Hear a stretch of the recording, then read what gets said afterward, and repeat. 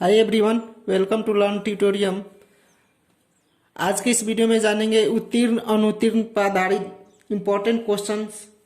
बहुत सारे एग्जाम्स में ऐसे क्वेश्चन पूछे जाते हैं परसेंटेज में उत्तीर्ण अनुत्तीर्ण के पर आधारित। सो चलिए स्टार्ट करते हैं और सीखते हैं बिल्कुल शॉर्ट ट्रिक से, और कुछ ही सेकंड में सॉल्व कर लेंगे आसानी के साथ। तो हमारा क्वेश्चन है, किसी परीक्षा में उत्तीर्ण होने के लिए 30% अंक लाना अनिवार्य है। यदि एक विद्यार्थी को 200 अंक मिले तथा 40 अंक से फेल हो गया तो परीक्षा का पूर्णांक क्या होगा, है ना। तो सबसे पहले देखिए, ध्यान देंगे, पढ़ेंगे क्वेश्चन को 2 बार। किसी परीक्षा में उत्तीर्ण होने के लिए 30% अंक लाना है, 200 अंक लाया और 40 अंक से फेल हो गया तो क्या है कि यहाँ देखिए 30% उसका पासिंग है। पास होने के लिए कितना प्रतिशत लाना है, 30%, है ना। 30% में 200 अंक लाया, 200 अंक ला देता है। 200 अंक में 40 अंक से फेल हो जाता है ना। 200 अंक में 40 अंक से फेल हो जाता है, ठीक है। तो कितना हो जाता है, 160। लेकिन 160 का पूर्णांक नहीं निकलेगा, है ना, क्योंकि यहाँ पास है और यहाँ फेल का पूर्णांक नहीं निकलेगा। यानी कि जो भी यहाँ इकाई अंक है उसका समान करना है। समान यानी कि जो यहाँ पास है तो यहाँ भी पास करना है, ठीक है। तो इसके लिए क्या करेंगे, जो 40 अंक फेल है उसको जोड़ देंगे, यानी कि 240 अंक। टोटल पूर्णांक क्या हो गया, यहाँ 240। तो 30% का निकालेंगे। 30% का कितना हो जाता है, 240। तो 1% का 240/30, है ना। 1 0 से 8 से का 24। तो 1% का 8 होता है हमारा। तो 100% का कितना हो जाएगा, 100% का हो जाएगा हमारा 100 गुने 8, कितना हो जाएगा, 800। तो परीक्षा का पूर्णांक क्या था, 800। इस तरह से क्वेश्चन आएगा तो आप आसानी के साथ सॉल्व करेंगे। चलिए आगे क्वेश्चन है, किसी परीक्षा में उत्तीर्ण होने के लिए 50% अंक लाना अनिवार्य है। एक विद्यार्थी को 38% अंक मिला तथा 24 अंक से फेल हो गया तो परीक्षा का पूर्णांक क्या हो, ठीक है। अगर इस टाइप का क्वेश्चन आए तो क्वेश्चन को ध्यान से पढ़ेंगे और दिमाग में लगाएंगे। देखिए, कोई यहाँ अंतर बता रहा है, अंतर यह बता रहा है 50% अंक लाता है ना, उत्तीर्ण होने के लिए अनिवार्य है, और वह 38% ही अंक लेके आता है ना। यानी कि यहाँ अंतर बता रहा है 12% अंक से क्या हो जा रहा है, फेल हो रहा है। तो 50%, है ना, और क्या है 38% का अंतर है। 38% का क्या है, का अंतर है। क्वेश्चन में अगर अंतर बताए तो घटाते हैं, है ना। तो क्या हो जाएगा हमारा, कितना का अंतर हो जाता है, 12% का अंतर हो जाता है। और यहाँ अंक क्या है, 24 है, ठीक है, 24 लिख दिए। सो 1% कितना हो जाता है, 1% इक्वल टू हो जाता है 24/12, है ना। 12 दूना का 24। अब क्या होगा तो परीक्षा का पूर्णांक क्या होगा, 1% कितना हो गया, 2। तो 100% का कितना हो जाएगा, 2 गुने 100, कितना हो जाएगा, 200%। 200 पूर्णांक हो गया, सॉरी कितना हो गया, 200 पूर्णांक हो गया इसका, है ना। तो इस तरह के क्वेश्चन आएंगे तो आप आसानी के साथ सॉल्व करेंगे। चलिए और क्वेश्चन लेके समझाते हैं। क्वेश्चन है, किसी परीक्षा में एक विद्यार्थी को उत्तीर्ण होने के लिए 40% अंक मिला तथा 15% से फेल हो गया, और उसी परीक्षा में एक अन्य विद्यार्थी को 45% अंक मिले। पास होने के लिए न्यूनतम अंकों से 25 अंक अधिक लेकर आया तो परीक्षा का पूर्णांक क्या होगा। एग्जाम्स में ऐसे क्वेश्चन बहुत सारे पूछे जाते हैं। सो चलिए इसको समझने की कोशिश करते हैं। तो सबसे पहले इसमें 2 विद्यार्थी है, 2, ठीक है। तो पहला मान लीजिए राम है और दूसरा यहाँ श्याम है, ठीक है। एग्जाम्पल के लिए समझा रहा है। पहला क्या है, पहला को 40% अंक मिलता है, 40%, ठीक है, 40%। और दूसरे वाले को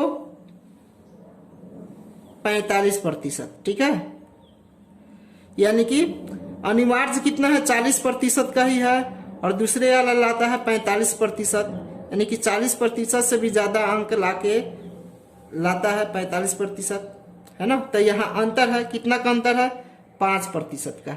ठीक है, 5% का अंतर है। अब देखिए, यदि 15% से फेल हो जाता है और दूसरा विद्यार्थी श्याम है, वह 25%, 25 अंक ज्यादा लाता है। ठीक है, 15 अंक से 15 अंक से फेल हो गया, और दूसरा क्या है, 25 अंक ज्यादा लाता है, यानी कि प्रतिशत का अर्थ होता है 100, है ना। तो पहला वाला क्या है, 15 अंक से फेल हो जाता है, तो 15 अंक माइनस करेंगे, है ना, कितना हो गया, 85 अंक। ठीक है, पास होने के लिए उसको चाहिए। और देखिए, दूसरा विद्यार्थी है 100, वह जो है 25 अंक अधिक लेके आता है, यानी कि 100 में +25 अधिक लेके आता है, तो 125 अंक उसका टोटल हो जाता है ना। और इसमें अंतर क्या बता रहा है, 125 में 85 माइनस करेंगे तो 40 का अंतर बता रहा है ना, 40 का अंतर बता रहा है। अब देखिए, यहाँ इसका अंतर निकल गया राम और श्याम के, यानी कि 40% और 45%। पहला दूसरा श्याम जो है 45% लाता है, और राम जो है 40%, तो 5% का यहाँ अंतर है। और अंक में जो है पहला वाला 15 अंक क्या है से फेल हो जाता है, तो 85 अंक चाहिए उसको।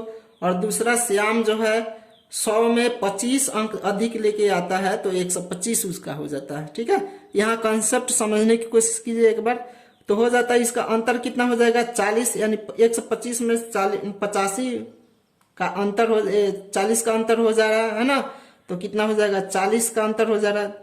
तो 5% इजकल टू 5%, 40 का अंतर हो रहा है, तो 1% का कितना का अंतर होगा, 1% बराबर 40/5, 8 का हो जा रहा है ना। तो 100% का अंतर कितना हो जाएगा, 100% इजकल टू 100 गुने 8। ठीक है, हो जाता है 800। इस तरह से क्वेश्चन सॉल्व होता है। आप समझ गए होंगे आई होप। अंतर वाला क्वेश्चन आए तो माइनस करेंगे, है ना। आगे क्वेश्चन है, हम किसी कक्षा में 60% विद्यार्थी हिंदी में उत्तीर्ण हुए, 75% गणित में उत्तीर्ण हुए, तो कक्षा में अनुत्तीर्ण छात्रों का प्रतिशत क्या होगा, जबकि दोनों विषय में 75% विद्यार्थी विषय में उत्तीर्ण हुए, है ना। यानी कि क्या है, पहले है हिंदी में उत्तीर्ण, लिखेंगे हिंदी में उत्तीर्ण कितना है, 75%। गणित में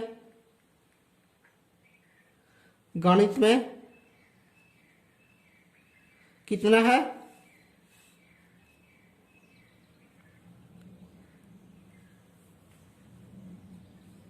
सॉरी, यहाँ किसी कक्षा में हिंदी में क्या है, हिंदी में उत्तीर्ण है 60%, हिंदी में उत्तीर्ण है 60%। ठीक है, और क्या है, गणित में है 75%। दोनों क्या हो जाएगा, 125%, है ना। दोनों को जोड़ देंगे तो हिंदी और गणित में उत्तीर्ण कितने हो गया, 125%। तो कक्षा में अनुत्तीर्ण छात्रों का प्रतिशत हमें निकालना है, जबकि दोनों विषयों में 65% अंक विषय में उत्तीर्ण हुए है ना। तो क्या करेंगे, टोटल हिंदी और गणित के उत्तीर्ण में 125%। यहाँ अंतर बता रहा है, यहाँ भी है ना, तो अंतर जब बताएगा तो माइनस करेंगे 65%। ठीक है, हो जाता है हमारा 60%, है ना। तो छात्रों का प्रतिशत, तो अनुत्तीर्ण छात्रों का प्रतिशत है ना, तो कितना होगा, अनुत्तीर्ण छात्र का प्रतिशत पूछ रहा है, तो प्रतिशत का अर्थ होता है, प्रतिशत का अर्थ होता है 100, तो 100 माइनस 60% है ना, कितना हो जाएगा हमारा 40% अनुत्तीर्ण छात्र हुए, कितना 40% अनुत्तीर्ण छात्र हुए, इस तरह से। ठीक है, आई होप आप समझ गए होंगे। वीडियो अच्छी लगी तो चैनल को जरूर सब्सक्राइब कीजिए, लाइक कीजिए और कमेंट करके बताइए। So thank